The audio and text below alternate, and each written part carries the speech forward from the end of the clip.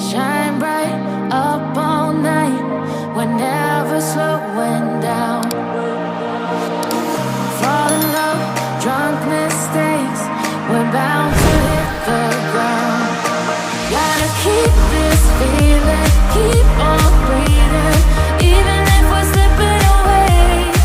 So I close my eyes and lose myself now. Good day everyone, no? May buntag ka rin tanan, nandito tayo sa Barangay Mabini sa Batangas, no? To feature this beachfront property for sale.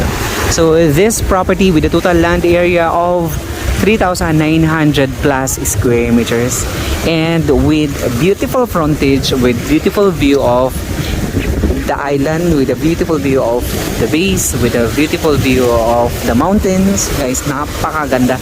And you have the beautiful view of the Mindoro Island. So this property is facing the Mindoro Island and Puerto Galera. So this estate is selling in the market for 40 million pesos. So this one is titled property. So if you are interested, no, you can talk to the seller directly. At napakaganda din ng investment na ito, guys. So from here to Manila, it's around mga 2 hours driving.